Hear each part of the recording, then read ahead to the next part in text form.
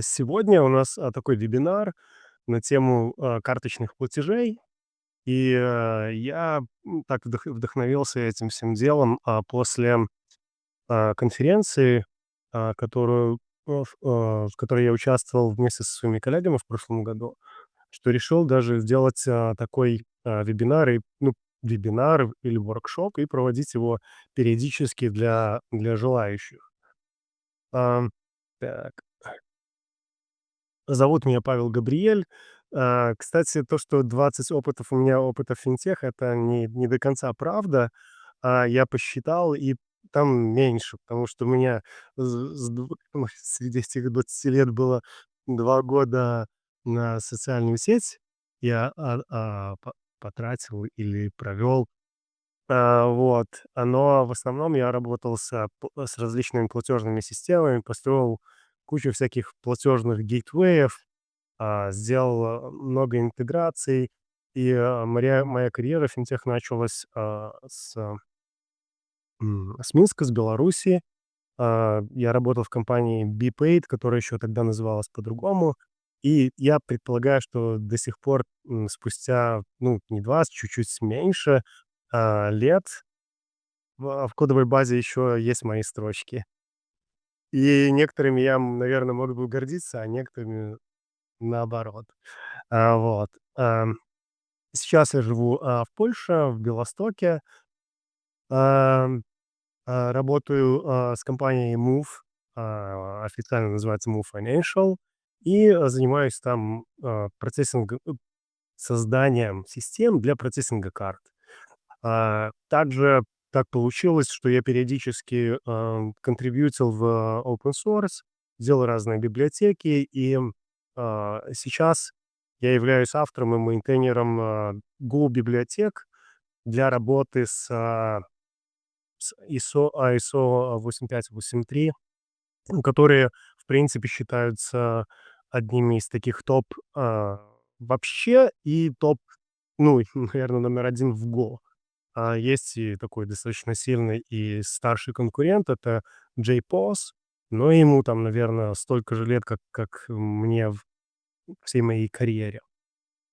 А, как я сказал, это третья версия, воркшопа, который, мы проводили, с моими коллегами в Денвере в прошлом году на конференции FinTech DevCon.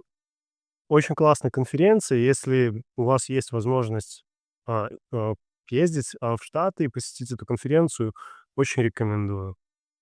Проходит она в августе.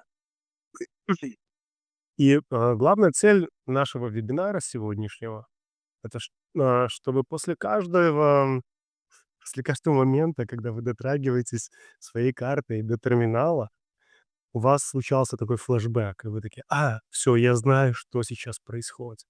Ага, карта делает это, терминал делает это. И вот почему я получил пуш-нотификацию от своего банка. Всё, что я сегодня здесь покажу, оно, основано на open библиотеках. Это гошные библиотеки, которые я мейнтейню. Ам, на, часть там Java используется. Это все можно пойти и посмотреть. И, что мы с вами сегодня как бы у меня куча слов из разных языков, из польского немного в голове примешиваются, из английского, поэтому мне тяжело подбирать. В общем, мы сегодня с вами рассмотрим, платежный процесс в целом, кто там участвует в нем и как все происходит. Потом разберемся, с частью, issuer — это эмитента, тот, кто занимается обслуживанием вашего счета и выпускает карту. Потом мы посмотрим на Acquire — это тот, кто обслуживает, продавцов, разные организации, на продавцов. И, посмотрим на, способы платежей и как все работает под капотом с точки зрения передачи данных и с точки зрения, операций между картой и терминалом. А, Юра проводил совсем недавно, вебинар по PCI DSS, И здесь, как раз есть пункт, да, что, короче, этот вебинар точно не про PCI DSS, забудьте все. И этот вебинар представляет собой модель. А модель, как вы знаете, это упрощенная репрезентация какой-то настоящей системы. Очень многие вещи будут опущены, урезаны и так далее. Потому что я думал, в 1,5 часа как бы поместить, end-to-end все очень сложно. Был вопрос от участников по поводу клиринга, сеттлмента. А, я вам могу попробовать ответить на него в конце, но, сегодня мы, затронем только часть, которая называется авторизация. Это когда данные с карты, идут в ваш банк, он одобряет. Эта штука называется авторизация, авторизация платежа. Вот. Все, что происходит после, остается вне этого вебинара. Кто-то может поломаться, но я думаю, что не должно поломаться, потому что я протестировал это все еще перед. Итак, начнем мы с того, кто вообще участвует у нас в платеже карты. И, если вы посмотрите, у нас и слева, и справа есть cardholder. Это вы, да, и я, это вы, у кого есть карточка. А, Нельзя сделать платеж, если у вас карта, если у вас нет карты, да. У вас должны быть деньги на этой карте. Как они там появляются? Просто вы приходите в банк, открываете счет, и банк выпускает карту. И потом вы с этой картой идете, к продавцу, он называется мерчант, и продавец говорит: "Ну, давай оплати". И вы там свою карту либо прикладываете, либо вставляете, либо онлайн вводите. И это, от продавца информация о транзакции идет в Acquire, и от Acquire идет в платежную сеть: Visa, MasterCard, Discover, Amex. И платежная сеть, зная уже там какую-то информацию, отправляет эти данные, в банк, в котором у вас открыт счет и который выпустил эту карту.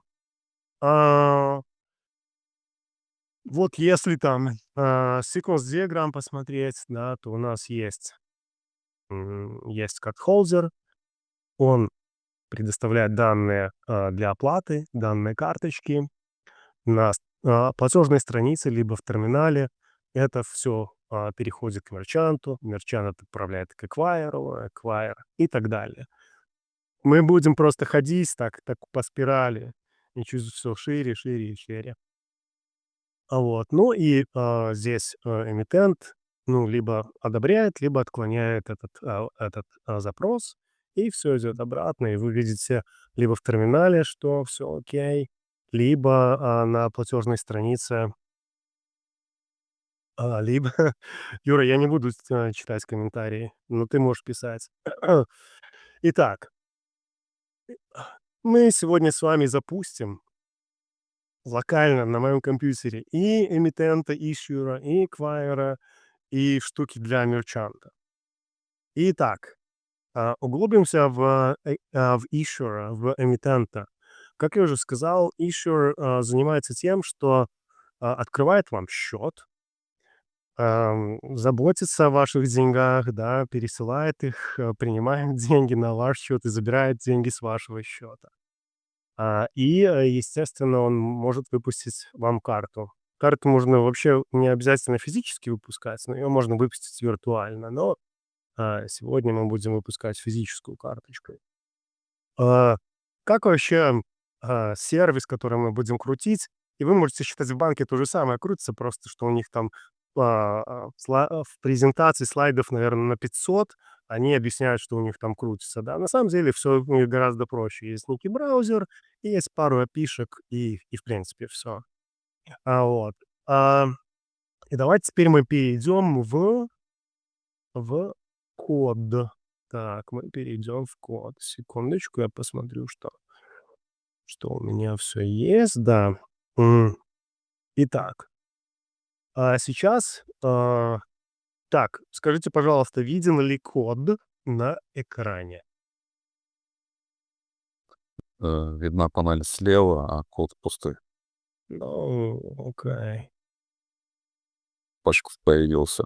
Читаемо, да? Хорошо. Ну вот смотрите, у нас есть, issuer. Это вот, в этой папочке лежит целый сервис. Есть API, там конфиг, репозиторий, еще что-то. Что нам важно знать? Вот есть, ам, раутер с хендлерами, да. Можно посмотреть, получить аккаунты, все аккаунты, создать аккаунт за методом post, да. Получить аккаунт, выпустить карточку для аккаунта и получить транзакции этого аккаунта. Если мы посмотрим на модели, ну вот что такое модель, да? Я не показываю вам базы данных здесь вообще нет, но это не важно. То есть счет. Вот в банке, когда вы открываете счет, там просто запись в базе данных создается, там, где есть ваш айдишник, ваше имя, сколько вы денег туда кладете, сколько денег вы кому-то должны и там валюта. Ну и в принципе все. Есть карточка. Это тоже там, когда вам выпускают карточку, есть табличка в базе данных с ID-карточкой, ID аккаунта, которому принадлежит. Ну, владельца можно сюда не писать, вот он есть в аккаунте. Номер, срок годности карточки и специальный такой card verification value, код, который а, меня попросил один из участников в вопросах, чтобы я назвал последние там 3 цифры с обратной стороны своей карты. Ну, у меня, кстати, на обратной стороне карты ничего нету, она просто белая, так что не получится. А, Дальше, значит, что еще? Ну и давайте посмотрим. Есть модель транзакций, какой аккаунт, какая карточка сделала, на какую сумму, валюта, ну и информация о мерчанте и так далее. И, по сути, это все. Вот весь Equire. Что еще важно в Equire? И давайте что мы сейчас сделаем? У меня Equire уже запущен, но я как бы это, а, мне же надо все показать, что оно как бы по-настоящему работает. Я запущу, 1 сервис и запущу еще. Вот я запустил у ишура, ну, он работает на порту там 9090, и у меня есть, Postman коллекция. Вот смотрите, вот, я, например, хочу создать, аккаунт, да, и положим это в центах, то есть мы положим туда $500. И вот смотрите, мой шлеп 201. Все, вот есть у нас Джон До, у него на счету $500, и он никому пока ничего не должен. И мы можем посмотреть. Вот мы видим его, баланс. И, сейчас я предлагаю выпустить карточку. Нет, сейчас мы не будем выпускать карточку.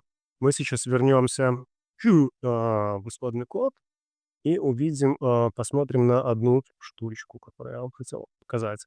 Смотрите, вот у вас есть счет. И, есть карточка. Нет, все таки нам надо выпустить карточку. Нет, не будем выпускать карточку. В общем, где там у нас,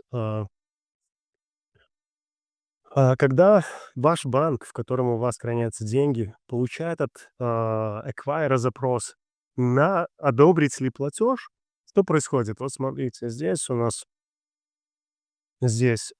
есть метод а, ав авторизировать запрос.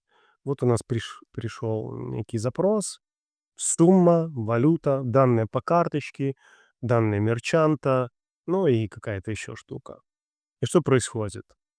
Вначале мы находим карточку, ну, банк что делает? Находит карточку. По этой карточке находит, кому она принадлежит. Дальше. Ну, создает транзакцию, чтобы вы в аппликации, в мобильном приложении своем видели, ну, все транзакции, неважно, одобренные либо, отклоненные. Создаем транзакцию, записываем базу, а потом, делаем что? Сумму, которую, acquire и мерчант попросили у нас, мы замораживаем. Вот есть такой метод account hold. И мы типа замораживаем. Ну, что там происходит? Ну, тут даже Mutex я добавил. Ну, смотрим, что если денег у нас, а, меньше, чем сумма, которую от нас просят, мы говорим: "Сорри, недостаточно денег". А иначе мы просто уменьшаем баланс, доступных нам средств на счету и увеличиваем баланс, средств, которые мы должны кому-то. И, в принципе, все. Вот транзакция у нас записана, и мы возвращаем ответ. Это очень такой важный момент. Ваш банк одобряет либо не одобряет запросы на платеж по карте. Так, теперь что мы сделаем с вами? Мы возьмем, так, чтобы я не потерялся. А, что там у меня там дальше? М, Мы возьмем сейчас с вами и выпустим карту. А, Вы помните, issuer, да, это вот там пару квадратиков, и есть еще пару квадратиков для выпуска карты. Это может называться как угодно, но здесь она называется Card Personalizer. Это отдельный сервис, который занимается тем, что записывает на карточку нужные нам данные. Давайте мы с вами проведем такую штуку. Так, счет у нас открыт. Теперь мы выпустим с вами карту. У нас есть, это у нас адрес issuer, и вот мы создаем карту. Мы хотим выпустить карту. Давайте мы нажмем send, он крутится. Что теперь мы сделаем? Теперь мы откроем вот эту страничку. Это демо того, как что происходит сейчас. Вот вы видите, что в очереди на создание карт появился запрос на создание карты для Джона Доа. И теперь вот если вы посмотрите на картинку с устройствами, вот у меня есть карточка, вот смотрите, видите, с чипом, да. И я кладу эту карточку на устройство, и у нас вот здесь вот появляется анимация, да. Что-то с этой карточкой происходит и произошло. Теперь карточку можно достать, и все. И теперь, у нас есть вот такая вот карта для Джона Доа, к которой привязан счет, в $500. Значит, перейдем, теперь здесь вот мы, если посмотрите, в ответе на создание карты нам вернулся номер карты, срок годности и ЦВВ. Ам, вот. Мы можем посмотреть все транзакции по этому аккаунту, ничего нет. Теперь мы вернемся с вами к слайдам. М. Что вообще произошло? Ам, вот эта штука, которую мы все пользуемся и которая у меня сегодня на вебинаре, называется Java Card. Это такой микрочип, вот этот микрочип, на котором есть, Java Runtime Environment, очень упрощенный, супер маленький, супер быстрый. С ограничениями, никакого там мултитрейдинга, ничего, очень мало памяти, но тем не менее на нем, можно не можно, а на нем хранятся приложения. И, приложения в Java, как мы знаем, называются аплеты. Вот если вы посмотрите на эту картинку, вот эта вот карточка, да, и внутри есть, операционная система, вот это Java Card OS, Java, чё-то там Runtime Environment и аплеты. У каждого аплета есть свой айдишник, приложения и терминал. И в сегодняшнем случае то, что вы видели, вот это вот устройство, это у нас будет типа мини-терминал. Вот, и терминал, отправляет команды, карте и отправляет команды каким-то образом карте.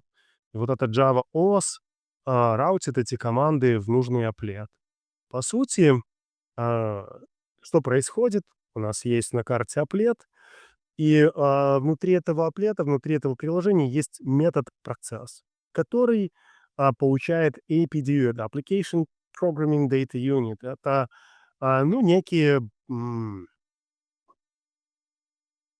а, структуры, в которых можно пересылать команды, данные, в которых, мы получаем, как бы запрос отправляем, с помощью этих APDU, и мы получаем ответы.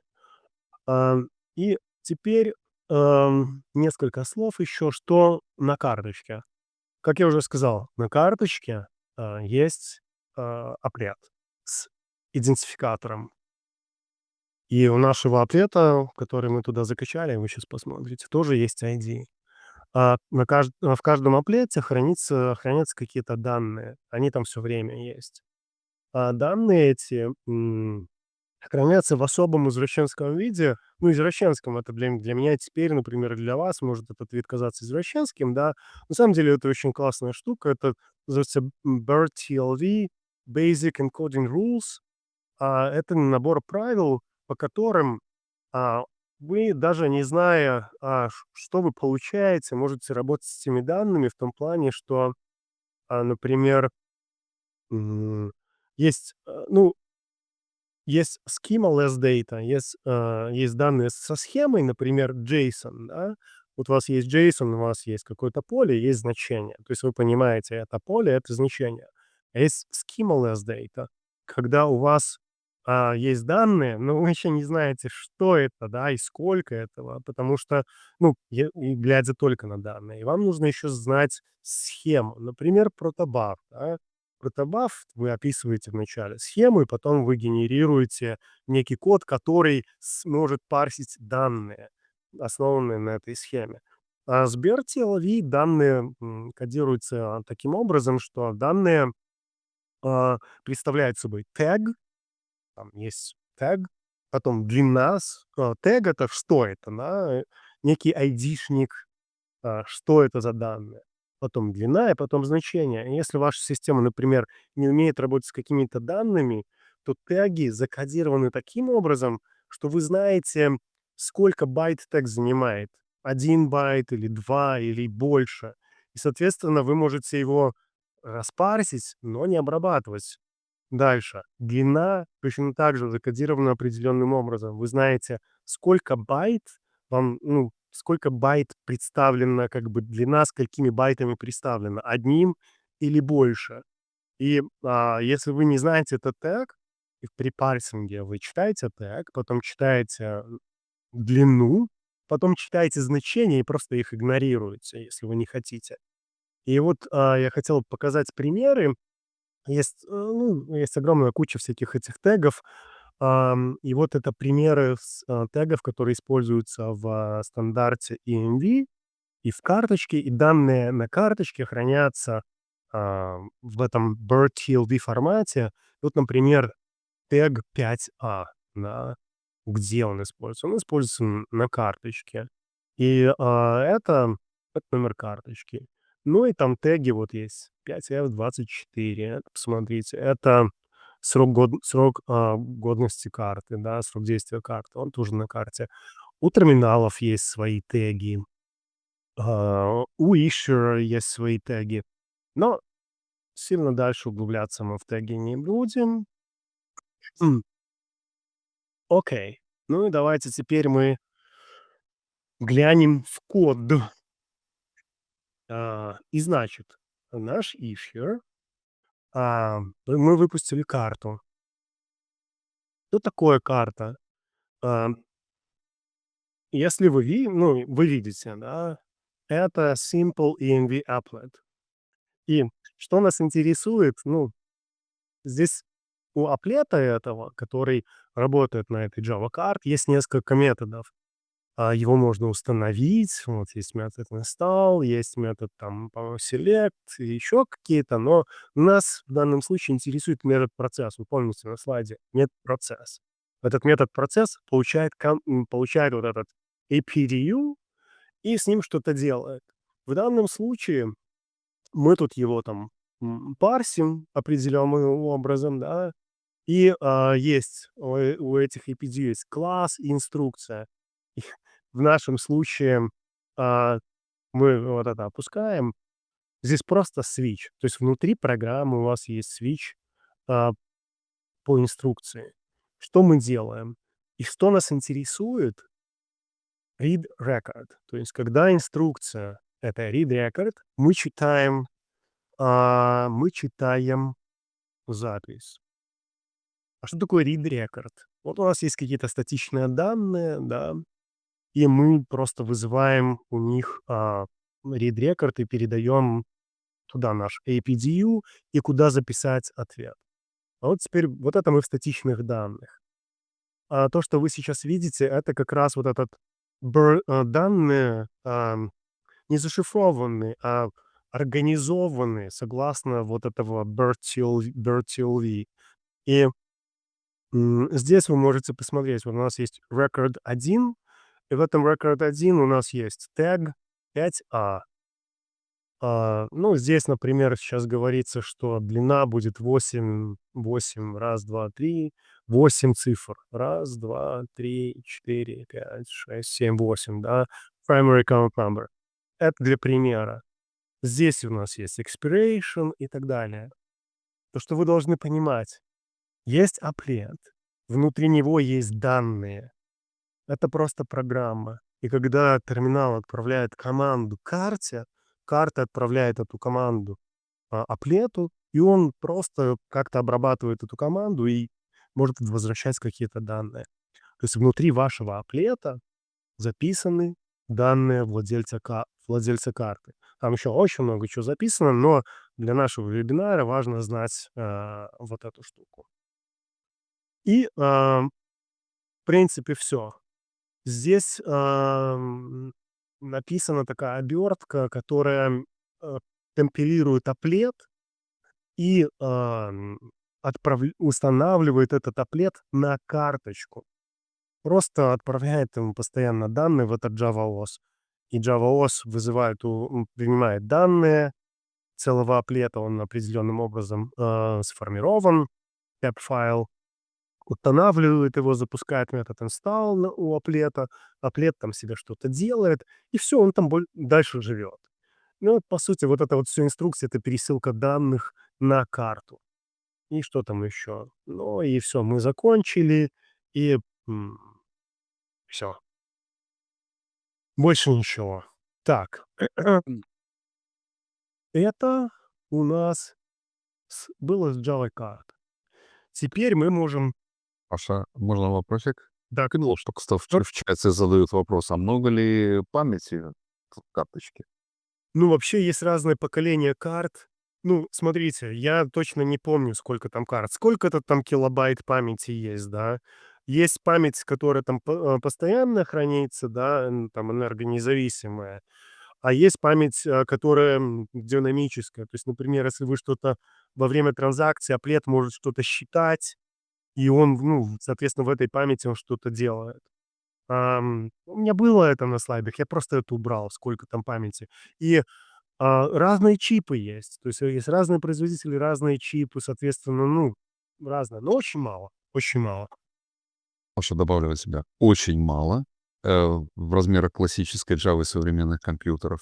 Хотя на данный момент существуют карты, в которых даже есть жидкокристаллический дисплей и клавиатура для набора цифр.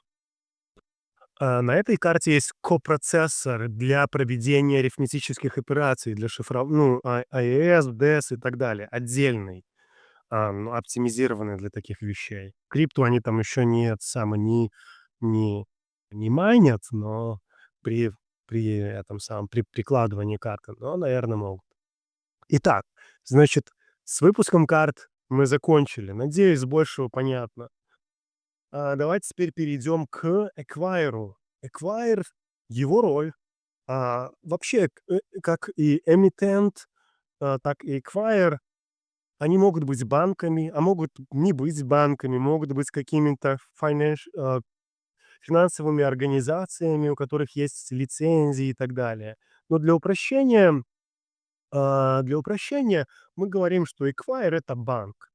А, для упрощения. У нас сегодня модель. Значит, что Acquire делает? Если продавец или вы хотите что-то продавать, вам же нужно принимать деньги, да? И вы, ну, наличку вы можете принимать, но все равно вы потом ее несете в банк. Ну, наличку это одно, у нас сегодня карточные платежи. Для того, чтобы принимать карточные платежи, вы идете, в Эквайру и заключаете с ним договор на обслуживание. Что делает Эквайр? Эквайр, так, ну и, соответственно, вы потом можете получать платежи. Эквайр. Эквайр, так же как и Issuer, это просто пару квадратиков, там ничего сложного нет, да. Есть некий браузер, где создаются записи и так далее, и как-то там обрабатываются запросы на платеж. Но, конечно же, там внутри гораздо сложнее, чем пару квадратиков, но не сильно. Давайте теперь посмотрим, на код. М, Посмотрим на код. Ой, так. Вот смотрите, есть папочка Acquire. Это целый, прям целый сервис, целый квадратик, который вы видели на слайдах. И у Acquire есть несколько API эндпоинтов. Можно зарегистрировать мерчанта, можно для мерчанта какой-то платеж запроцессить, и можно получить данные по платежу, можно посмотреть все платежи мерчанта. Давайте посмотрим, какими моделями оперирует Acquire. Но не очень много. Он создает у себя в базе данных запись: вот ко мне пришел такой-то продавец, ID, имя, MCC — это код, которым обозначается вид деятельности, что именно, какой род услуг вы оказываете, где вы находитесь, ну и, допустим, там всякая информация контактная о вас. Также есть, у эквайра, либо того, кто обслуживает, платежи, есть табличка с платежами, где есть айдишник продавца, сумма, валюта, карточка, по которой я даже сделал здесь сейф-карт. Видимо, здесь не будет номера карты или чё не показывает. Ну ладно, неважно. В общем, и ответы от, issuer. И что еще у нас? Карта. Ну, карта вот для отображения мы не будем светить, видимо, здесь. Так, что еще, важно — это нам глянуть с вами на метод создания платежа. М, метод создания платежа, извините, create payment перевожу буквально в голове. На проведение платежа. Когда в Acquire приходит запрос на проведение платежа, кто ему приходит? Не знаю, почему это поломалось. LSP рестарт, вдруг починится. Но не знаю, почему поломалось. Э,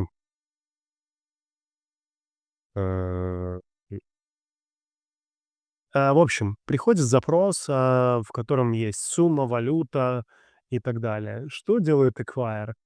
Ам, в общем, создает, что то процессит вот этот запрос.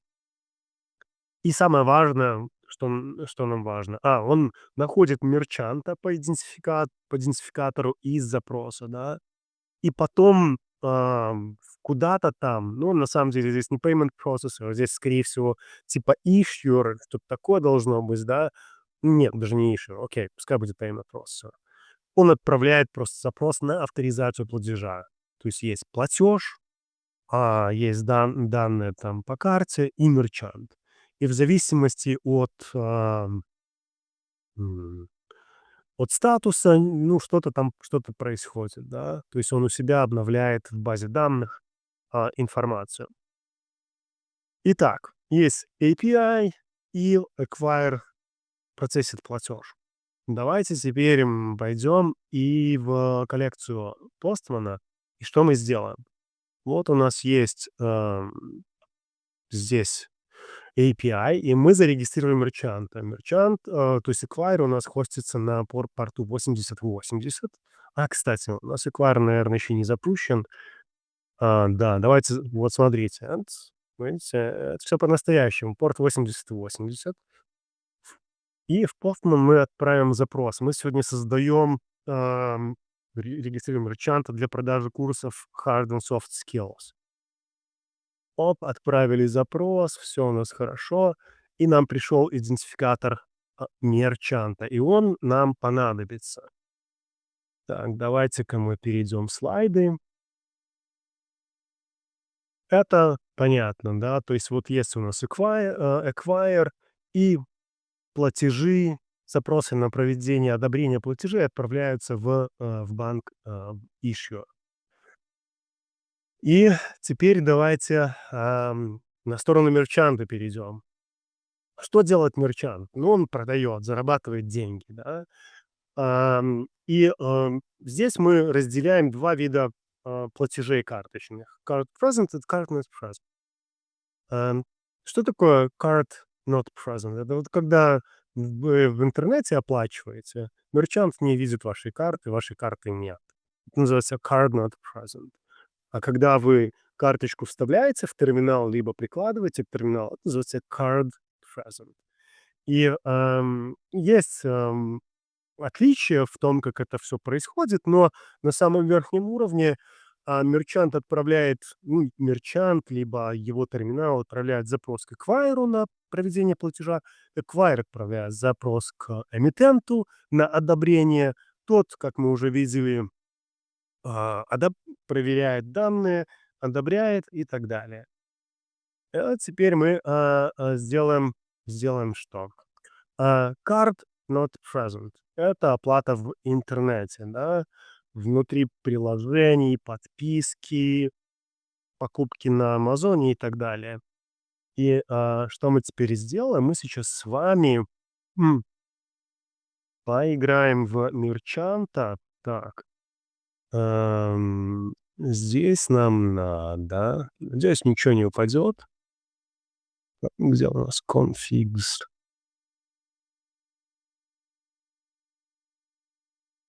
Так, вот смотрите, у нас, есть конфиг для нашей платежной страницы.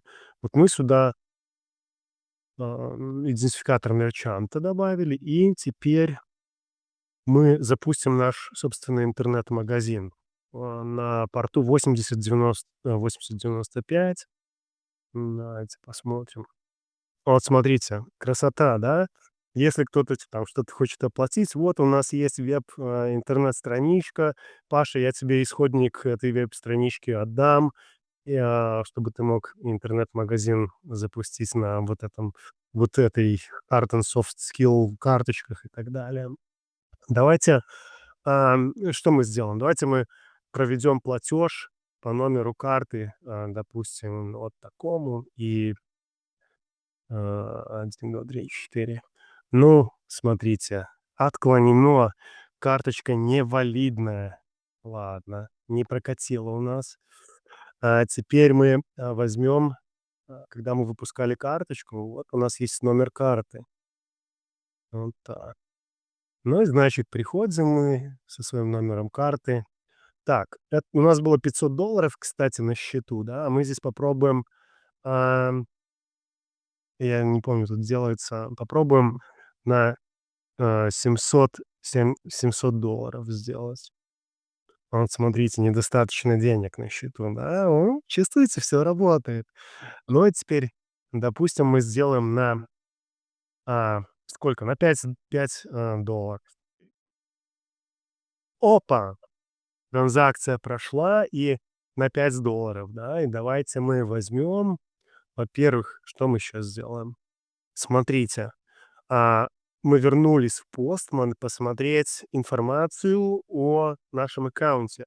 И как вы видите, у Джона уже не 500 долларов, а 495 долларов. И 5 долларов заморожены. А 5 долларов он уже кому-то должен. Он должен Hard and Soft Skills Store. И мы можем посмотреть, список транзакций. Вот он здесь, вот транзакция. Так, вот на 777 долларов вы видите, да, а, на 5 долларов и и, ну, наверное, все. Также мы можем посмотреть транзакцию у эквайра. надеюсь, они отобразятся, на $777, отклонена на отклонена, потому что, недостаточно денег. Это отклонена, потому что невалидная карточка, а это была одобрена. Итак, мы с вами, ам, мы с вами посмотрели на Cardinal Present. А, для того, чтобы понять, что там произошло, давайте буквально на секундочку откроем наш чекаут. Это мини-приложение, которое всего там одна HTML-страничка, да, вот с формой, где вводится номер карты, дата, CVC и JavaScript, который м, создает запрос и отправляет его на Acquire на создание платежа. Больше здесь ничего нет. Итак, это у нас был Cardinal Present для платежей. Теперь давайте к Card Present. Card Present — это когда, мы уже говорили, вы предъявляете карточку, вы её вставляете, либо дотрагиваетесь, карточкой, к терминалу, либо к банкомату. И, терминал, это тоже несколько квадратиков, и в данном случае, терминал — это может быть, а, поддерживающий, например, бесконтактные, платежи. У него будет NFC, ридер, NFC, устройство. У него будет пин-пад для ввода пин-кода. У него будет или может быть дисплей. И, у него, внутри будут так называемые kernels. И о kernels мы с вами поговорим чуть позже. И, в случае Card Present, ситуация выглядит так, что вот карточка подносится либо вставляется в терминал, и платеж отправляется в Acquire. Ам, для напоминания, на карточке, вы помните, есть аплет с идентификатором. Внутри приложения хранятся данные. Вы помните, там очень много данных, но для нашего, вебинара мы храним там номер карты, имя владельца и срок годности карты. Данные, представлены в виде, BERT-TLV. Дальше. Внутри терминала есть, kernels. Что такое kernels? Это, по сути, программы. Программы либо набор правил. Ам, есть разные карточки и бренды карт: Visa, MasterCard и прочее, да. И как вы предполагаете и верно догадываетесь, что каждая из них данные хранит во своем месте, иногда там в каком-то чуть-чуть своем виде и так далее и тому подобное. У каждого из них свои правила, что и как и когда. И, соответственно, терминал для того, чтобы обслуживать разные типы карт, должен знать о, о том, как работать с карточкой Visa, дебет, кредит, как сработать с карточкой MasterCard и так далее. И поэтому есть очень много разных кернелов. Я тут перескочу. У каждого кернела есть свой номер, и на сайте EMV можно скачать книги EMV Book, в которой можно прочитать описание kernel. Там что-то типа стоит машин, в которых сказано: если то, значит то, если так, значит так, если эти данные есть, значит, и так далее. Вот. Что делает kernel, высокий уровень? Т а, смотрите, терминал, м, внутри терминала крутится программа. К нему ему предоставляют карточку. Что он делает? Он говорит: «Слушай, JavaOS, а какие у тебя там аплеты есть?» А JavaOS говорит: «Ну вот смотри, аплет ID такой-то, аплет ID такой-то, аплет ID такой-то». И терминал знает, какой, ID соответствует какому кернелу. То есть, ну, ID там что-то там 800003 там что то там, это там Visa, 4 это MasterCard. Соответственно, когда, терминал, узнает, какой аплет там есть, допустим, это Visa, он активизирует Visa kernel. Ну и что Visa kernel делает? Значит, согласно своей state-машине, чит говорит, терминал говорит: "Что тебе от меня надо?" А kernel говорит: "Ага, мне надо вот это, вот это". Терминал дает ему данные. И терминал говорит: "Хорошо, теперь терминал дает ему данные. А что, какие данные он дает?" Он там дает, например, ам, информацию о транзакции, естественно, да, сумму, там, валюту, а, где там терминал находится и, ну, какую-то информацию о себе, чтобы карта могла принять решение вообще, типа, разговаривать с этим терминалом дальше или нет. Ну, как пример, терминал может сказать, какие виды, верификации он поддерживает. Например: "Ой, у меня нет пин-пада, я пин не могу спросить". Или, что там еще? А, или я могу биометрию запросить, если это мобильный телефон. Какие-то лимиты он может сказать, какие у него установлены у этого терминала, а, и так далее. Он эту информацию передает карточке, карточка вообще говорит, что ей надо, он это передает всё. И карточка, и потом терминал говорит: "Ну, сгенерируй мне данные для проведения транзакции". И карточка решает, генерировать данные или не генерировать. И, соответственно, потом терминал, получив эти данные, отправляет запрос к эквайру. Вы уже знаете, запрос пошел куда-то дальше, вернулся, и все закончилось. И, в случае когда карточка вставлена, а, эмитент даже может что-то еще и дописать на карточку. Вот. В случае, если это бесконтактный платеж, ну, обычно эмитент ничего не успевает дописать, он даже не будет пытаться, потому что вы дотронулись до терминала, отняли, и все, связи больше нет, нельзя на карточку больше ничего записать. Итак, еще очень важный момент, который нужно здесь посмотреть, это, ам, RQC Application Request Cryptogram. Это штука, которая идет с каждой транзакцией в issuer. Это некий хэш, а, для того, чтобы обеспечить безопасность каждой транзакции.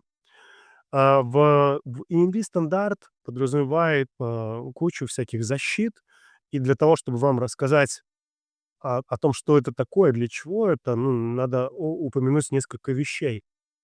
Смотрите, а, недостаточно знать номер карты, да.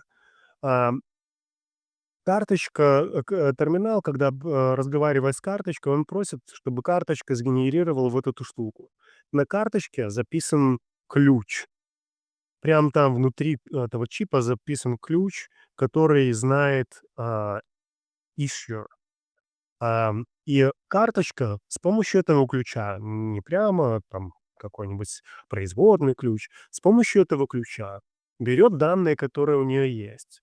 Сумма транзакций, валюта, дата, текущее время, которое она от терминала получила, внутренний счетчик транзакций, который карточка ведет, потом собирает из этого там какой-то хэш, подписывает это ключом, и так получается криптограмма. И когда эту криптограмму вместе с данными по транзакции получает эмитент, эмитент знает ключ, эмитент знает счетчик. Он его тоже записывает, сколько транзакций по этой карте было сделано. Он знает дату. Он смотрит, а что за сумма была в запросе. И он точно так же, а, может, он не генерирует, ну, генерирует некие данные и сверяет, хэш совпадает или нет. Для чего это сделано? Для того, чтобы, ам, вот этот replay attack нельзя было повторить. То есть нельзя один и тот же payload отправить несколько раз, потому что счетчик, меняется с каждой транзакцией, И если эмитент видит, что разбежка слишком большая, ну, он не дотошно смотрит. Было 40 транзакций, а тут 40, не знаю, 45 пришла, да, или он может там, условно говоря, допустить такое, что где-то что-то не дошло посерединке. Но есть разумный такой гэп. Он смотрит на текущее время. Соответственно, нельзя просто вот эти данные где-то перехватить и потом, соответственно, э, проигрывать их еще раз и еще раз. Что еще я хотел рассказать о сертификациях. Ам, для того, чтобы сделать свой терминал или, решение, принимающее карточные платежи Card Not Present, есть несколько сертификаций. Если вы хотите построить свой терминал, это первый уровень сертификации, когда согласно MV-стандарту, как там электронные контакты должны быть, с какой там задержка по времени и так далее. Я в этом не разбираюсь, но это все там описано. На каких частотах, какое расстояние и так далее. Если кому интересно, это можно почитать, это в открытом доступе есть. Второй уровень сертификации — это если вы делаете свой kernel, а вы можете сделать свой kernel, например, если вы хотите сделать терминал на Android.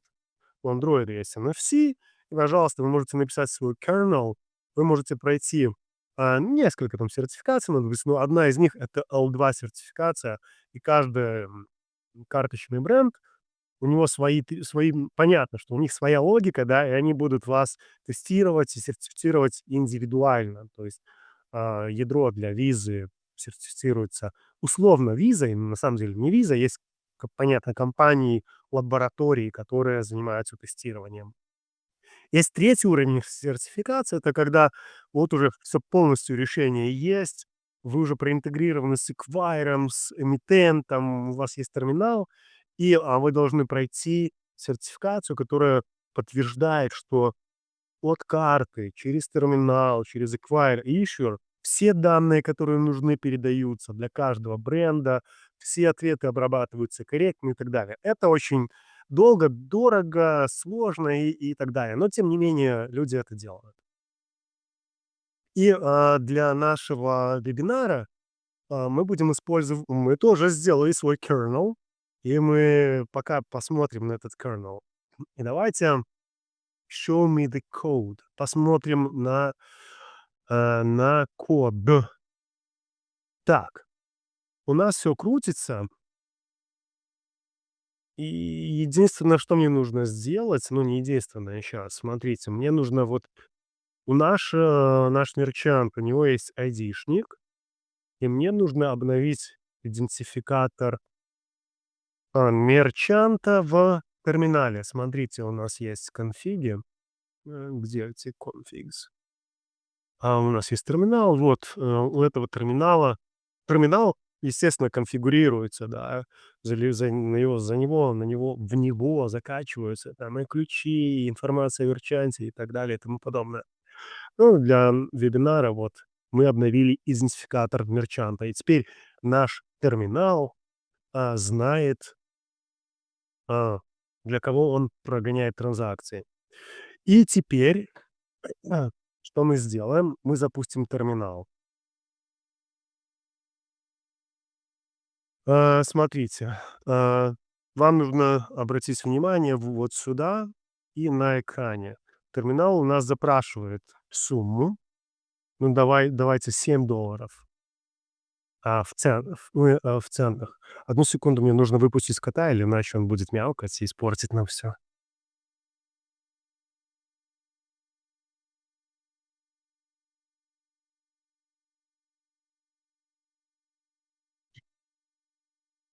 С котом шутки плохи.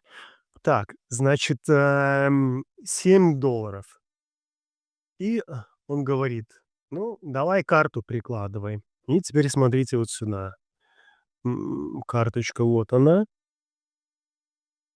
Карточка приложилась. Ага, я кое-что забыл, запустить. Не считается. Давайте мы я надеюсь, оно сработает. Давайте еще раз уберем карточку. Давайте запоминаем, на $7 у нас транзакция прошла, только что она не распечатана, ну, он распечатался, что-то там не получилось. Так, а что у нас не получилось? Принтер у нас включен? Включен. Так, давайте еще на $9. Я надеюсь, все получится. Вы видели, да, и слышали. И, прошу обратить внимание, что чек, ну, во-первых, вы можете посмотреть по номеру карты, да, это та карта, которую мы выпустили. А кто владелец этой карты? Владелец этой карты Джон До. Если бы мы выпустили на кого-то другого, здесь было бы его имя. Ну и да, "You Rockstar". Значит, мы с вами провели вот такой end-to-end платеж, да, и на $9 последний платеж был. Давайте мы, посмотрим на Postman. Ну, давайте вообще посмотрим, сколько у Джона денег-то осталось. Ну, 700 $479, да, $21 он уже кому-то должен. Ну, а кто там посчитает? Давайте по транзакции мы можем посмотреть. А, Кто там у нас? Наверное, они вот так отсортированы. Вот на $9 одобрено, на $7 одобрено и на $5. Ну, по-моему, там сходится математика, вы там сами уже считаете. Ну, видно, да, что банк знает об этом, и это все отражено на счету. Точно так же у мерчанта мы можем посмотреть, а, транзакции, мерчантовские, да, они вот это на $7 и на $5 и на $9. Горячее уточнение просят парни. Issue — это Visa или MasterCard? Это не и то, и не другое, это hard and soft skills карта, потому что она начинается на 7. Карточки Visa, вы знаете, на 4, MasterCard на 5. Не помню уже. Ну, здесь уже подсказывают, что это скорее банк-издатель карт. Да, ну, то есть у нас кастомный issuer, да, и он, соответственно, свои номера. Свои номера, у нас свой kernel, свои номера и все остальное. Итак, подводя итоги платежного процесса, терминал, а, общается с карточкой с помощью команд. Вы знаете, это еще не подводя итоги, мы вернемся еще к исходному коду. С помощью команд считанные данные отправляет в acquire, от acquire отправляет в issuer. И давайте еще вернемся к коду. Давайте посмотрим на терминал. Что же вообще наш терминал делает? Терминал у нас, давайте, так, где тут у нас?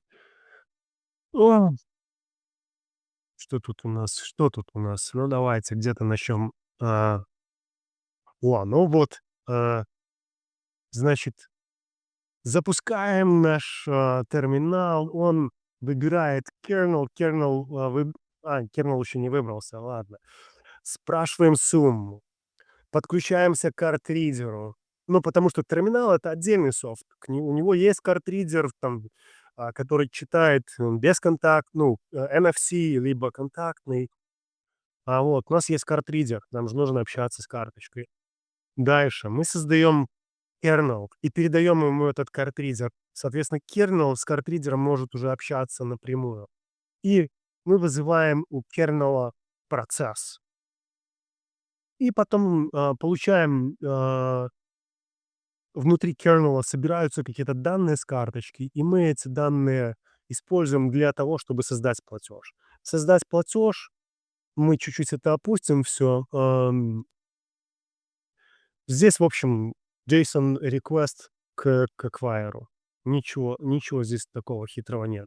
Давайте мы посмотрим, что же внутри нашего kernel в методе процесс. Вы помните, applet — это, как бы со стороны аплета, это тот, кто будет обрабатывать то, что мы сейчас будем делать.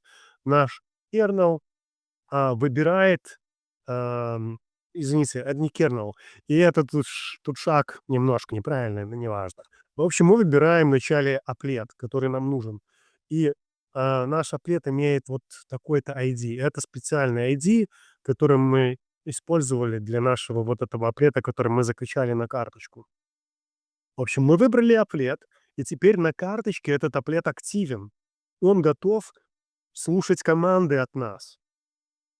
И что мы делаем? Команды у нас простые. Мы хотим прочитать данные. Читаем данные. Мы, создаем команду.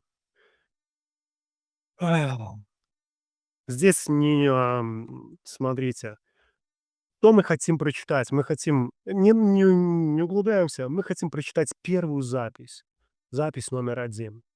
И мы, используя ридер, отправляем команду в карту и получаем некий ответ. Потом этот ответ парсим, и потом мы находим, тег 70. Тег 70, как-то его там парсим, как-то его там парсим и получаем данные, которые внутри этого тега 70 лежат. Вот они, TextDB. И теперь, чтобы у вас все соединилось, смотрите, рекорд 1 это мы сейчас в Java applet, в данных этого аплета, помните, да? Вот у нас рекорд 1. Вот смотрите, это тег 70. И мы дальше читаем все вот эти теги 5A, 5F, 5F24, 5F20. И все эти теги у нас внутри нашего кернела. И все эти данные, которые мы прочитали, наш терминал потом отправляет в Acquire, от Acquire в Issue. И Issue, соответственно, парсит эти теги обратно и что-то с ними делает. Он из этих данных достает номер карты и все, что там ему нужно. Так, ну, понятно. Так выглядит наш флоу нашего платежа. Этот слайд выглядит похожим образом, только здесь написано 0.100 authorization request. Что это за 0.100 authorization request, спросите вы? И сейчас мы перейдем к финальному топику нашего вебинара, легендарному ISO 8583. В общем, это такой стандарт, для финансовых, сообщений, который был, придуман там в 1900 там каком-то там году, не помню каком, может, в 80-м, может, еще. То есть ему достаточно много уже лет, и не удивляйтесь, он до сих пор еще актуален, и все работают, все используют этот стандарт, ну, на самом низком уровне, да. То есть вот между эквайром и визой и, ишюром сообщение сообщение ISO 8583.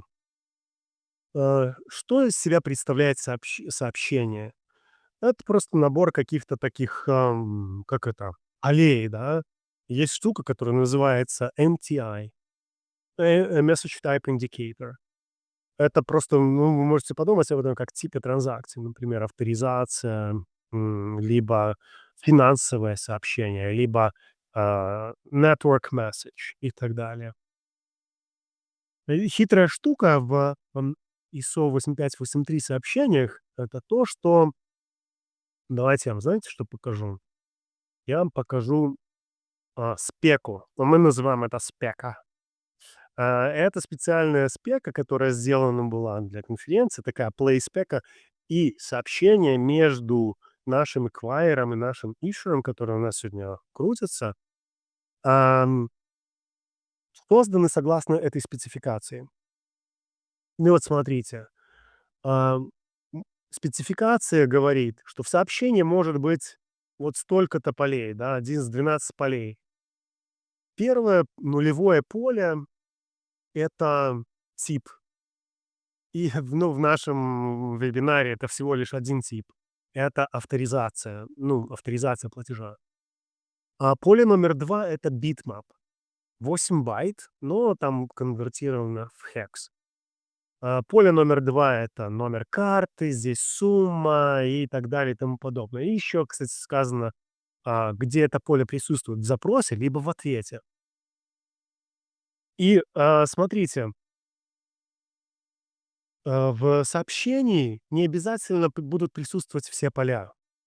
А как узнать, какие поля присутствуют, а какие не присутствуют? Для этого этот битмап и придуман. Если бит задан, значит поле есть. Если бит не задан, значит поля нет. И, соответственно, у нас может быть там 180 полей, но описанных, да, мы не передаем пустые значения. Сообщение очень компактное.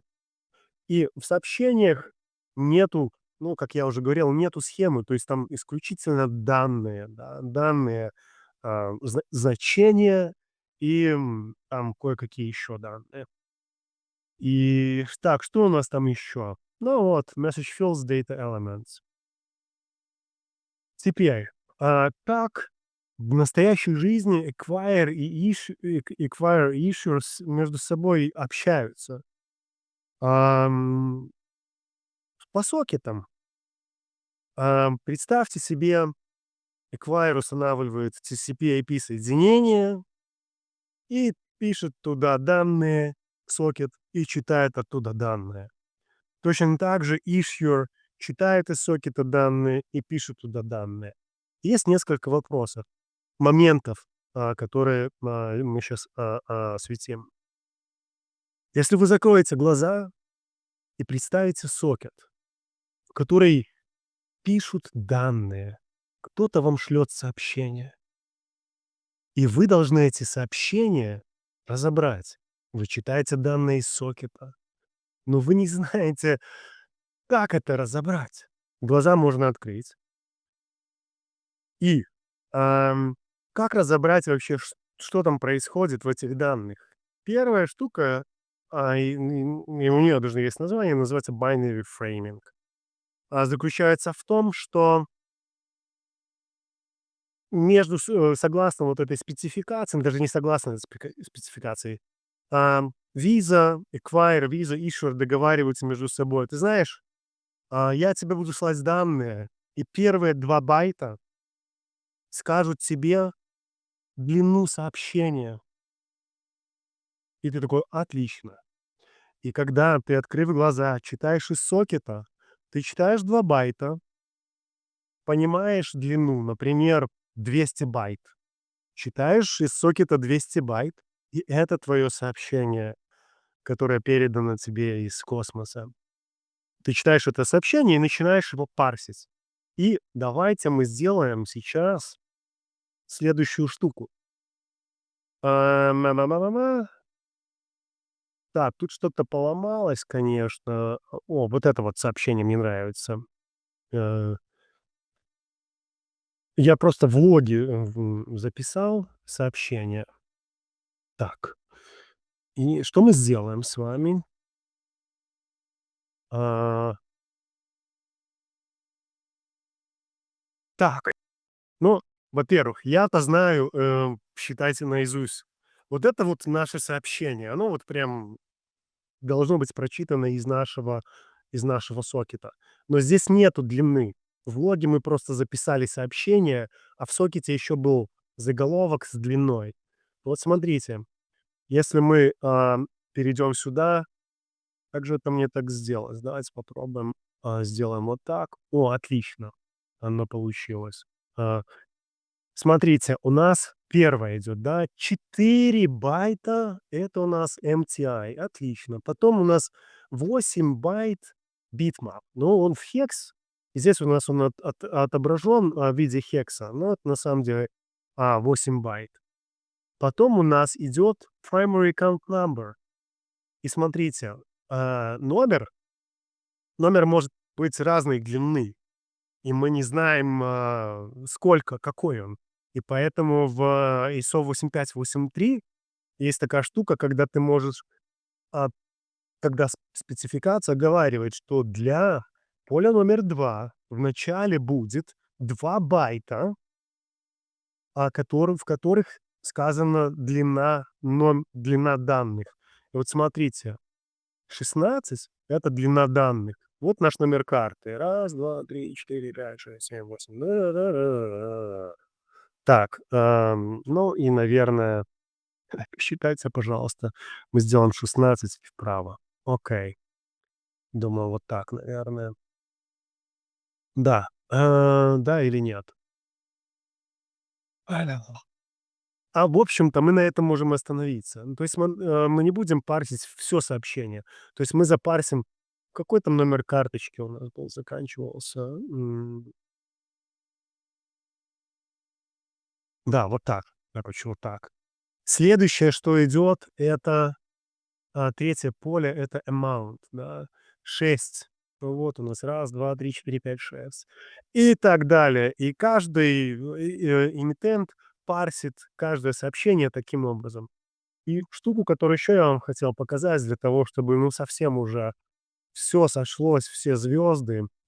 Вот я скопировал bitmap и вставлю его в калькулятор для того, чтобы вам показать. Вот смотрите, 0. Значит, первое поле у нас есть, второе поле у нас есть. Так, пи 2 поле у нас есть, третье, четвертое поле у нас есть, пятого поля у нас нет, approval код, потому что оно только в респонсе. Шестого поля у нас тоже нет, оно только в респонсе. Так, седьмое поле у нас есть. Вот оно, currency, да, в реквесте. Так, что там, седьмое, восьмое. Ну, видимо, мы не отсылаем CVC, поэтому его нет. Девятое есть, десятое есть. Но суть вы поняли, да? То есть по битам мы можем понять, какие поля из спецификации у нас здесь есть. И парсер, соответственно, может их разобрать. Еще один важный момент — это то, что сокет работает асинхронно. Представьте, что, ну, например, HTTP, не HTTP 2, а первый, это работает в формате запрос и ответ. Да? Вы отправляете запрос и ждете ответ. И представьте, если бы каждый acquire, да, он не блокируемый, если бы каждый acquire отправлял бы запрос в сокет и ждал бы, читал бы из сокета, когда там он запроцессится. Но не знаю, какие очереди в магазинах были бы, никто бы просто не оплачивал бы, наличкой было бы гораздо дешевле и надежнее. Поэтому что происходит? В сокет записываются все сообщения, и из сокета читаются ответы. И потом они просто мэпятся один к другому. Никто не ждет, как бы, когда вот, ну, отправил и чтешь. Не блокирую, сокет не блокируется. Пишем, пишем, пишем, читаем, читаем, читаем. И в Go за счет Go-рутин и каналов очень классно и легко делать вот этот мэппинг. И для, например, библиотеки в гошной, которую я мейнтейню, интерфейс для пользователя выглядит синхронно. Ты вызываешь метод send, и ты получаешь ответ. А на самом деле там отправляется, и просто мы ждем, когда же мы прочитаем из этих всех сообщений ответ и замэпим его к нашему запросу. Ну и почему вообще так делается? Потому что все эмитенты географически могут быть распределены, да, и вы, ну, не можете первый ответ замэпить к первому запросу, да, потому что они неизвестно в каком порядке возвращаются, потому что там и запрос в Японию, запрос в Штаты, запрос в Европу занимают разное время. Каждый issue обрабатывает их на разных машинах и так далее. Соответственно, вы не можете полагаться на какой-то ордеринг. Ну и что, ребята? А, мы уложились в 1:20. Подводим итоги, да. В общем, мы посмотрели, как это все работает, посмотрели на роль эмитента, выпустили сегодня карточку, самую настоящую. Ам, да, вот, выпустили карточку, напечатали hard and soft skills check. Что еще? Кстати, можем потом еще попечатать, но это уже не важно. А, разобрались, что на этой карточке внутри, и как оно работает, да. А, мы провели card not present платеж. с платежной страницей. Наверное, платежи, которые мы делаем чаще всего в интернете. Потом мы провели как present платеж с помощью нашего собственного терминала и нашего собственного кернела.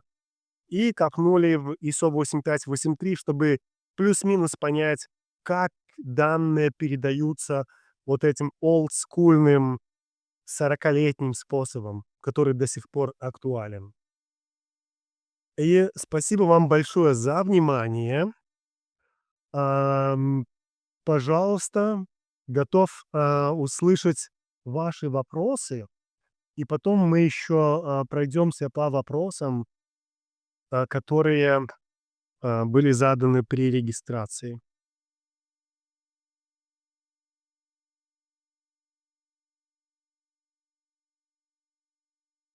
Так, руки не знаю. Ну, накидывать нет, пока не видно, что вы подняли, но накидывает под разговора.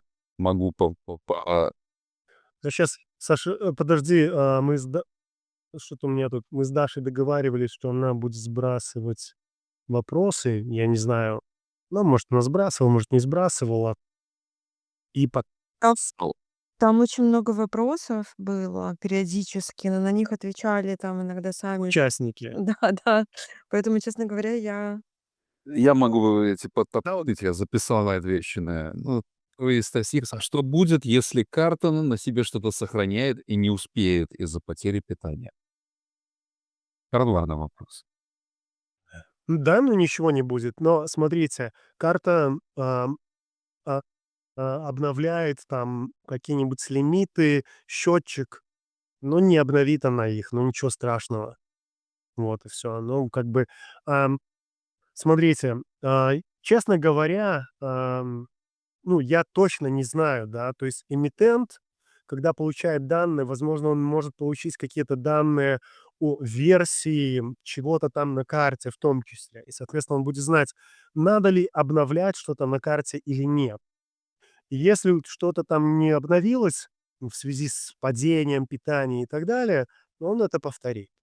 Точно так же, если, например, эмитент какие-то данные отправил, здесь точно так же работают транзакции, да. Терминал, карта достаточно умная. Она начинает транзакцию, терминал передает ей какие-то данные, она получает данные, происходит некий коммит, и все. Но если коммита не произошло, ну, ничего не обновилось. Детали, как это происходит, я не знаю. Инкапсуляция рулит. И в ту же тему люди интересуются, а как же проходят оффлайн платежи в самолете, когда нет интернета? Как проходят оффлайн платежи? Терминал записывает данные, вот эти криптограммы у себя, и когда терминал выходит онлайн, он отправляет эти данные, в Acquire. Ну, там может быть чуть-чуть другая логика, да. Типа, если он оффлайн, и он может карте сказать, там у кернела есть, отдельный флоу для оффлайн транзакций. То есть онлайн авторизация, есть оффлайн авторизация. Там другой процесс, там другие данные будут, соответственно, эмитент будет проверять по-другому. На самом деле могу сказать, что еще в 2003 году участвовал в разработке платежек для оффлайна. И там и была своя спецификация, и, соответственно, там предполагалось, терминал весь день работает, потом садится на модем и передает всю информацию. Ну, это совсем так. В конце дня, когда приземлился и так далее. Просто собирают эти все транзакции. Они, ну, не могут, в принципе, как бы, на карточке, не буду врать, не знаю, баланс там записан или не записан, но, в принципе, там может быть баланс. Просто что в связи с вот этим eventual consistency или вообще, ну, не strong consistency, очень тяжело обеспечить стопроцентную гарантию там одобрения либо отклонения платежа, особенно по с онлайн гораздо проще. Сергей руку поднял. Да, я просто хотел сказать, что на карточке, насколько я знаю, баланс не записан, потому что к одному счету может быть привязаны 5 карточек, и, соответственно, в этом не может быть никакого смысла. И, наверное, в самолете там как из выставляется, да, то есть эмитент на визе устанавливает определенную настройку, до какой суммы можно сделать оффлайн авторизацию. Насколько я знаю, это так работает. То есть, соответственно, авторизация запоминается, потом перепроцешивается. Все верно. Все логично. Нету там номера карты. Кстати, походу, Ой, номер лучей, нету там суммы, извините. НЛЗ. Сергей, походу, задавал еще вопрос про аутентификацию. Ну да, Или то ну есть что? мы авторизацию затронули, то есть, но когда мы прикладываем карточку, да, то есть, то есть там же бывает с аутентификацией и без, да, то есть в зависимости от каких-то настроек, там, может запросить у тебя отпечаток пальца дополнительно, может второй раз попросить телефон приложить, или, например, пин-код может попросить, может нет. То есть это отдельно же идет запрос, который вот эта часть, по-моему, здесь не освещалась, да, то есть мы рассматривали только уже авторизационный запрос, а до него, ну, то есть есть еще кусочек Ну, действия. у Kernel, если так, я сейчас покажу, секундочку. Если вы посмотрите, есть Kernel делает card holder verification и terminal risk management. И еще, насколько я знаю, карта тоже делает свой risk management. Как я говорил, терминал карте говорит, что он может сделать. Может ли он запросить PIN, может ли, например, он поддерживает ли терминал подпись, поддерживает ли терминал как он называется? Ну, в общем, отпечаток, что там угодно, да. И он эти данные передает карточке. И когда криптограмма сгенерирована, банк-эмитент знает, как карт-холдер был верифицирован. И, соответственно, в зависимости от суммы, там, времени суток и прочего, он может одобрить, а может не одобрить. Ну, просто насколько я знаю, то может же быть такое, что сначала идет аутентификационный запрос к эмитенту, Нет, да, вот, например. Сергей, нету такого. Запрос идет один. В 3D Secure могут быть там какие-то Но запросы. когда ты В Card Not Present идет всего лишь один запрос к acquire и к issuer. то есть только авторизационный, то есть только в 3DS может быть еще дополнительно. То есть сначала 3DS месседж приходит, проверяет, что это я, а потом уже вторым запросом списывает у меня там какие-то средства. Да, это в случае, когда card not present. Когда card present, карточка является неким, то есть когда issuer получает запрос на проведение платежа, у него есть доказательства, что карточка была предъявлена и что владелец подтвердил, что он владелец этой карты. А в случае, о котором, ты говоришь, это card not present, когда, ну, вот онлайн ты вбил номер карты, никто не знает, ну-ка, ты или не ты. И, соответственно, да, тогда тебя предварительно отправляют там в твой банк, и банк подтверждает, да, ты там логином, как угодно, биометрией подтверждаешь, и потом, соответственно, тогда уже запрос, к, эмитенту идет с авторизационными данными, с, authentication data, да. Константин поднял руку. Давай, Константин. Да, добрый день. Я вот как раз хотел дополнить. Сейчас есть новая спека MasterCard, Single Tap называется, когда сначала мы отправляем авторизационное сообщение, а, и при этом есть сумма, до которой мы пином не подтверждаем, например. А эмитент может сказать: нет, я хочу пин. И терминалу возвращается соответствующий код. Терминал не делает дополнительную авторизацию, запрашивает пин, и отправляет ту же транзакцию, но уже с пин-блоком. То есть как-то не пин сначала, а потом авторизация, но есть сейчас эта новая штука, вот ее, как это, все должны доработать и поставить в ближайшее время. Но удачи MasterCard'у. Нет, уже, как это, внедряют. То есть это уже есть, и это уже работает, более того. Ну, я не буду с этим спорить. И, просто это обновление кернела, обновление всех терминалов и так далее и тому подобное. Ну, то есть Да, это возможно. это в основном на, как это, программных терминалах сейчас, как в первую очередь внедряют на новых. Есть Но это уже как же я, как это, не поизучают никаких обновлений. Достаточно много. Для таких терминалов, скажем так, как правило, они работают с помощью какого-то промежуточного звена между терминалом и процессингом. и на него нагружается вот эта вся, как это, сложность. Да, терминал может быть максимально тупой и даже иметь свой какой-то протокол связи, вообще устаревший давным-давно. Ну, у нас сегодня Вот был MasterCard это не волнует, да. вот наш, тупой терминал — это просто NFC-ридер и Go-программа. Хорошо, еще какие-то вопросы? Тут был еще вопрос, а где хранится пин и почему он всего 4 цифры? А, где хранится пин и почему он 4 цифры? Ну, блин, прям энциклопедические вопросы. Пин вообще на карте не хранится. Что происходит? Вы просто, ну, даже карта про ваш пин ничего, ну, в случае онлайн, карта про ваш пин может даже ничего не знать. И когда, допустим, вы оплачиваете в магазине, вы приложили карту и отняли карту. Все, между терминалом и картой нет коммуникации. А терминал говорит: "Ну, дружище, очень дорогое, что ты покупаешь, введи пин". И у терминала есть ключи, там обмен ключами между карточной сетью и так далее.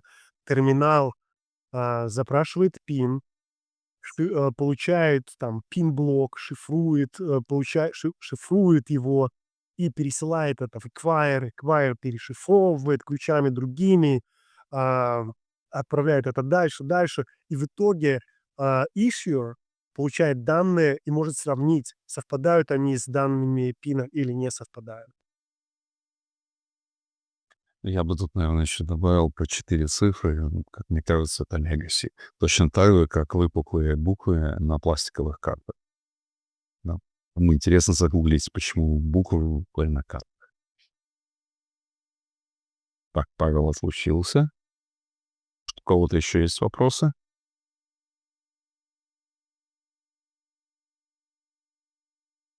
Наверное, котика надо было запустить.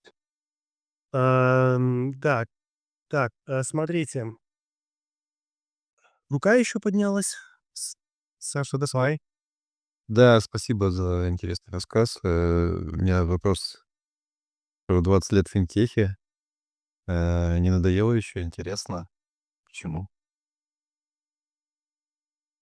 Нет, не надоело. Ну, может, уже потихонечку надоедает. Все это путешествие в финтехе, начиналось от общего, да, и к частному. Я строил payment gateway, интегрируясь, используя XML, HTML, потом JSON и так далее. И мне всегда было интересно, как же это работает под капотом, вот дальше. И когда я начал работать с Move, у меня появилась такая возможность, мы напрямую проинтегрированы с Visa, со всеми главными карточными брендами. Это первая часть. И там, ну, есть очень много над чем поработать, да. Сейчас появился Tap to Pay, когда вы можете мобильный телефон использовать как терминал. И там тоже много чего. Вот можно поработать с кернелами, да, с NFC поразбираться. Есть issuing, когда ты строишь. Есть леджеры, когда вот эти, ну, у нас тут очень просто, баланс, одна запись, да, когда там транзакций огромное количество, как это задизайнить так, чтобы это было быстро и консистентно. И, в общем, так получается, что за 20 лет я, видимо, не успел все исчерпать, и все еще есть чем заниматься. Ну и хотел рассказать один такой пример. Однажды я говорю одному знакомому своему: "Слушай, посмотри, есть библиотека ISO 8583 на Go. Можешь, ну, законтрибьютить, классная тема". Он говорит: "Ты знаешь, не, пожалуй, спасибо, пожалуй, откажусь. Где мне еще этот ISO 8583 пригодится? Я лучше там буду, не знаю, там базу данных какую-нибудь, там репликацию". И по сути, есть как бы, не знаю, вертикально, горизонтально, да, в глубину. Можно копать глубоко. Ну, кому-то этот ISO 8583 супер скучный. Мне не скучный. Там столько есть нюансов. Вот эта Гошина библиотека, Я ее начал писать, там 4 года назад или 5 лет назад, до сих пор приходят, и еще создаются pull-реквесты. А вот у нас вот то-то, то-то, как нам так сделать? И ты такой: как же это так сделать? И приходится там что-то изобретать, оптимизировать под CPU, под память. А, ну, в общем, есть чем заняться. Пока не надоело, пока не надоело. Ам, Надеюсь, ответил на вопрос. Но понятно, что это не только ISO, да, ну, и все о том, что Паша на курсах своих говорит. Consistency, event-driven system, репликации, fault tolerance. Это все нужно, конечно же, да. Если вы какую-то проектируете систему, обо всем этом нужно знать и заботиться. Но можно на одном уровне, можно копать вглубь. Спасибо, Александр, за вопрос. Так, Спасибо, ну тоже нет. что, еще есть? Я тогда могу, знаете что, у меня есть несколько вопросов с регистрацией. Может быть, это, кстати, и я то на вы, то на ты, от тебя, Саша, извини, на ты я перейду. Какие трудности пришлось преодолевать на профессиональном пути? Какой совет вы бы себе дали 20 лет назад? Ну и я заранее подумал над ответом. Первое, ну вообще я рад тому, где я сейчас нахожусь и кем я являюсь. И, в принципе, я не жалею ни о каких решениях, о которых я принял. Они не все были там правильные, да. Ну, все мы знаем, что все там трейд-офф, да. Ну, есть решения, которые ты принимаешь, а потом как-то оправдываешь их, да, что да, правильно я сделал. На самом деле, если бы принял бы другое, то тоже, скорее всего, может быть, оправдал. Ну, я там, где я есть, и, ну, ни о чем не жалею. И как совет, даже не знаю, какой бы я себе совет дал. Ну, будь собой, делай, что делаешь, все будет хорошо. Вот типа такого. Ну, 0 ценности этому совету. Советы вообще не надо слушать. И какие трудности пришлось преодолевать на профессиональном пути? Ам, Есть несколько моментов, но это такое личное, да. Вы знаете, что такое SDVG, HDHD? Есть люди, у которых там, а, в общем, не как это сказать? Ну, мозг работает по-другому. Система дофамина и так далее. То есть они, выделяют, потребляют этот дофамин по-другому. Есть люди более стабильные, а есть люди типа качели, да. И вот я человек качели. Я иногда нахожусь в яме, и какие-нибудь простые задачи не могу там сделать с днями, неделями, и нахожу там, как же себя там замотивировать и так далее. И в моменты таких провалов вот это вот, импостер синдром, синдром самозванца. Я никто, да я ничего ценного из себя не представляю, да, и так далее. Это, конечно, я ничего ценного не делаю. Это, конечно же, мучает, да. Но, во-первых, я за много-много лет я себя уже знаю. Вот, кстати, это один из советов, да, познавать себя. Ну, разбирайся, кто ты, что для тебя работает, а что для тебя не работает, что ты хочешь, а чего ты не хочешь. Ну и, кстати, это тяжело сделать, не делая глупых ошибок. Так что все равно совет здесь не сработал бы. И я радуюсь, когда у меня пруха, когда я на волне, и я могу настолько круто сфокусироваться в чем-то, так глубоко в какую-нибудь тему идти, так заперформить, что, ну, никто, наверное, так не может заперформить, условно никто, да. И для того, чтобы как-то спасать себя, в периоды вот этого спада, я составил себе такой документ. И я веду его уже несколько лет. Условно говоря, документ этот, включает в себя ключевые, какие-то основные моменты, которые я сделал. Вот я работаю, в компании, задизайнил какую-то классную штуку, там приняло там еще. Я добавил это в этот документ. Сделал я вот, не знаю, там, зарефакторил эту библиотеку, я туда добавил. Не каждая повседневная вещи. И время от времени я захожу в этот документ, он у меня структурирован. Да, Саша, все правильно. Break document, в котором ты пишешь свои такие key contributions, key achievements. И время от времени я захожу в этот документ, и слеза просто наворачивается. Какой я классный. Ну, просто вот обнял бы себя и расцеловал бы. И говорю: потерпи немного, потерпи. Все пройдет, и ты снова будешь на высоте, на волне и так далее. И раньше чувство стыда меня убивало. Например, когда коллеги перформят, а я не перформю, мне казалось, мне нужно уходить. И представляете, я раньше даже уходил из компании, потому что мне было невыносимо терпеть вот это. Сейчас я воспринимаю это нормально. Меня никто не выгоняет. И, в принципе, ну, как бы, меня кто-то любит, кто-то не любит, да, но людям окей с тем, как я работаю. Возможно, они тоже знают, что бывают разные периоды.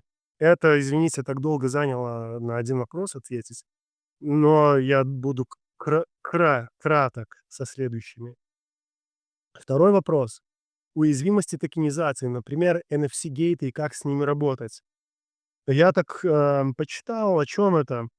Ну, суть заключается в том, что как любой злоумышленник, с таким устройством, как у меня здесь, может подойти к вам, ну, не с таким устройством, извините, с устройством, на котором есть какие-то ключи для того, чтобы правильно сгенерировать криптограмму, да, может подойти к вам и из вашего рюкзачка засканировать и провести транзакцию.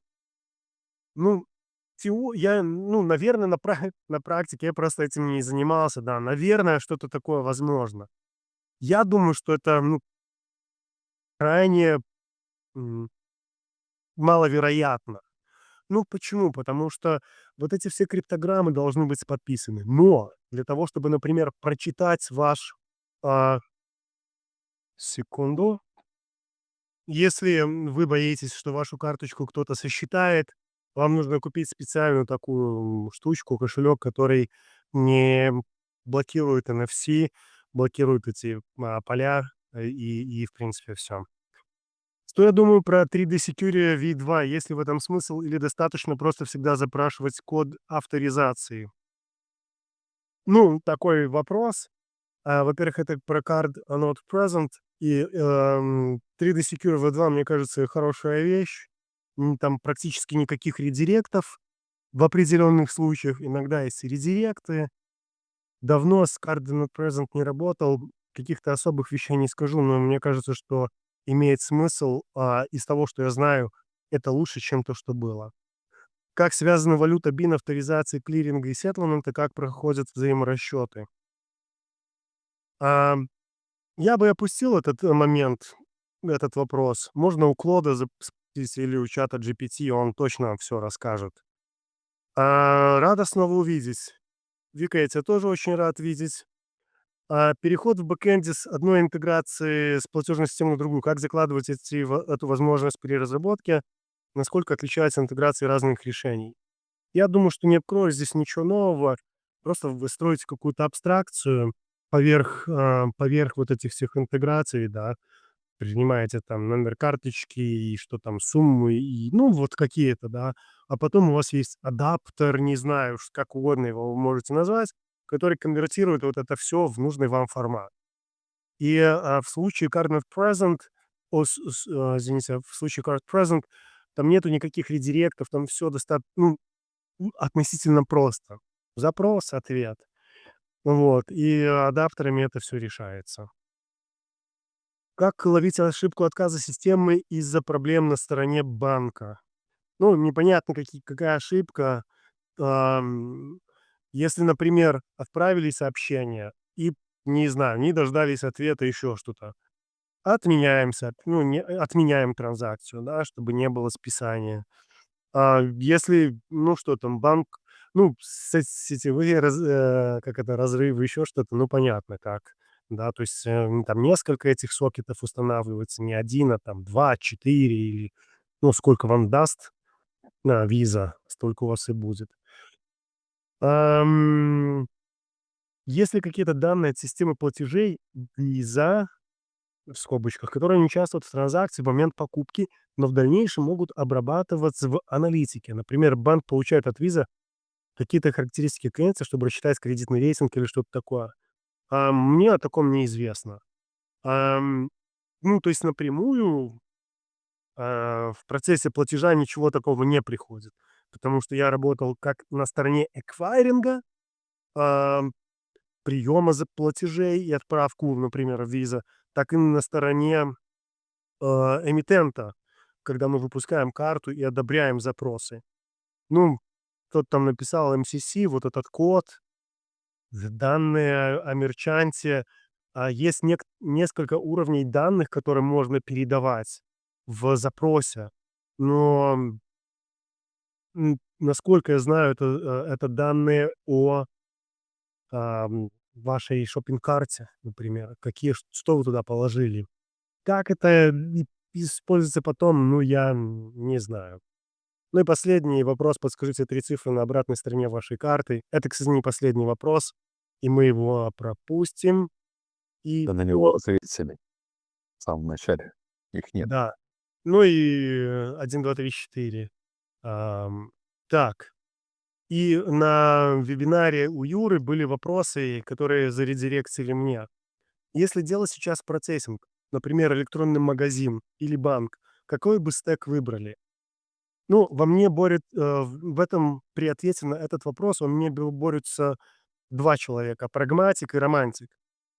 Романтик, выбрал бы, например, Go. Ну, потому что Go очень, ну, приятный такой, низкоуровневый, ну, классно на нем программируется, вот эти все concurrency и так далее. Но очень много надо будет вот создавать, вот этого там фреймворков каких-то таких солидных нету, да. И если бы я был прагматиком, кто-то уже написал: "Это Java", да. А, а если бы я был посерединке, то я бы сочетал бы какой-нибудь, извините, пожалуйста, Ruby on Rails и Go. Для всяких, регистрации мерчантов, там то-то, то-то, то-то был бы какой-нибудь Rails. А Kotlin тоже популярный, но я с ним не знаком, и я знаю, что, Revolut на бэкэнде использует Java-Kotlin. Многие используют Java и переходят на Kotlin, но также многие используют Go. Ну, очень много, необанков, платежных систем, которые используют Go. Еще один дополнительный вопрос был: до какой выручки можно аутсорсить, а когда делать свое? Ну и тут, вряд ли есть какой-то такой прям ответ. Кто-то может все время аутсорсить и не делать свое, да. Ну, разумный ответ, типа, когда тебе невыгодно, а выгоднее сделать свое, ну, сделай свое. Но как бы надо это делать или не надо, это как бы такой. Еще какие-то вопросы, может быть, есть?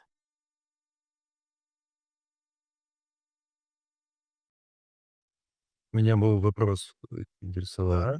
Про ну, он много сторону про скам с номерами карт, когда идет подбор номера карты и как-то умудряются снять. У меня вот такой был. Я так понял, что это мерчанты, которые каким-то своим архаичным клиентам оставляют возможность так платить как-то, видимо. Это я А, прав или я не прав? да, да, э, не обязательно в запросе передавать, например, ЦВЦ. Можно просто передать номер карты. И, может, даже там expiration date не передавать. Но номер карты, expiration date можно прочитать даже вот этим NFC-ридером. Я подойду к тебе, к рюкзачку, и прочитаю. И есть, мерчанты или платежные системы, которые, принимают только номер карты и все. Номер карты и сумму.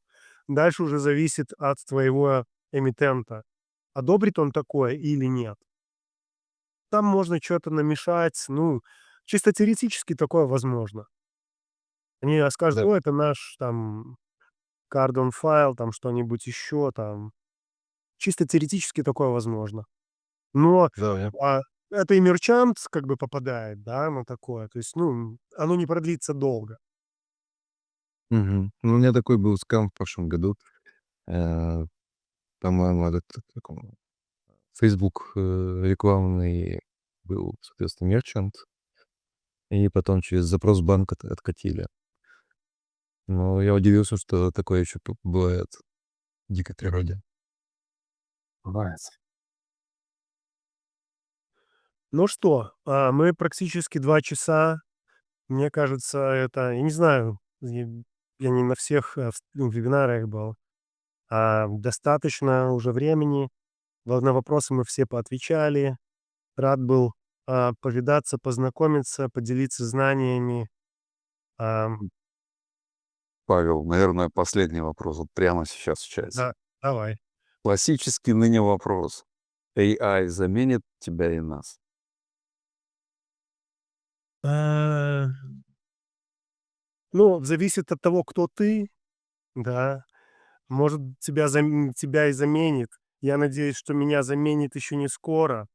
Ну, и ответ такой, что надо стараться стать незаменимым, да. Это тяжело. Ну, то есть, тяжело. Тяжело в том плане, что AI отгрызает все больше и больше и больше, и может делать все больше и больше.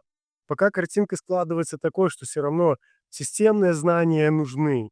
Возможно, технические ограничения AI, когда он не может там всю кодовую базу там прочитать или там все понять.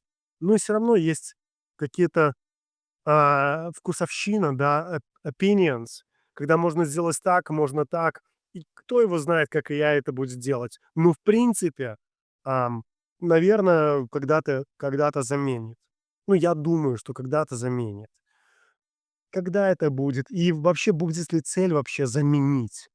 И все может все упираться в вычислительную мощность, в электричество, в воду. Воды не станет на Земле. Или, не знаю, а, тут с разных сторон мы можем посмотреть, это мы уже в философию уходим, да.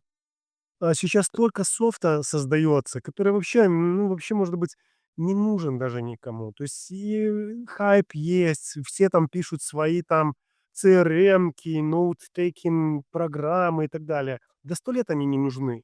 Никто не будет Я не буду писать себе свой Notion или свой что-нибудь. Почему? Потому что когда мне что-то понадобится, что мне просить? Ну, я могу не знать, что мне даже там понадобится, да. И что мне просить Клода: "Добавь то, не знаю чего". А я могу что-то знать, и мне этим заниматься. Да 100 лет мне это надо.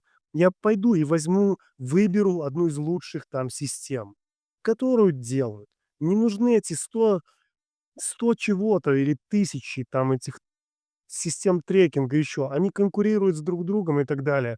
Клод, по сути, делает, ну, Клод, LLM-ки делают все проще, быстрее. И вопрос: надо ли нам это? Все равно вот этот есть спрос, предложение, где-то оно там остановится, да, и не будет больше смысла там сильно там рыпаться вперед. Ну, опять, сегодня я говорю так, завтра могу говорить по-другому. Павел, а я бы порекомендовал посмотреть старую книжку Айзека Азимова «Повесть под названием "Профессия". Вы словите аллюзии с современным миром. Хотя повесть вышла давно-давно в прошлом веке, и читал я ее, наверное, в свои 14 лет, а сейчас мне 50. Очень Сброс большая вещь. Саша, сбрось это там название в чатик, чтобы я не забыл и Шо? Ссылка на Википедию. Ну, рекомендация простая: в гонке с LLM-ками становиться незаменимым, подниматься по уровню выше, выше, выше, да, пока LLM-ка. Ну и пользоваться ими как инструментом. Дизайните что-то, обсуждаете с LLM-кой плюсы, минусы, трейд-оффы. Отлично. Баг где-то нашли, исходный код доступен. С LLM-кой изучите структуру, код, как можно, как можно закрыть баг. Есть такие вещи, на которые у меня бы уходило несколько дней, я бы им махнул рукой и подождал бы, пока кто-то закроет баг. Сейчас это проще, легче и быстрее. Ну, оно такое, плюс-минус, где-то проще и легче и сделает все для нас лучше. Ну, где-то забирает чуть-чуть. Хорошо. Ну что, спасибо вам, за ваше время, внимание. Был рад поделиться опытом, информацией. Ну и, до новых встреч!